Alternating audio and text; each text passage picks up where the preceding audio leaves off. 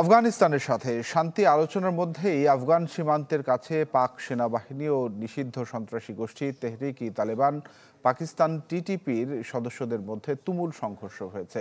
এতে অন্তত ৫ জন পাকিস্তানি সেনা এবং ২৫ জন টিটিপির সদস্য নিহত হয়েছে। পাকিস্তান আইএসপিআর জানায়, জঙ্গিদের দুই বৃহৎ দল উত্তর পশ্চিমাঞ্চলীয় খাইবার পাখতুনখোয়া প্রদেশে আফগানিস্তান পাকিস্তান সীমান্তের দুটি ভিন্ন স্থান থেকে অনুপ্রবেশের চেষ্টা করে। এ সময় পাকিস্তানি সেনাদের হামলায় ৪ আত্মঘাতী বোমা হামলাকারী সহ অন্তত ৫ জঙ্গি নিহত হন।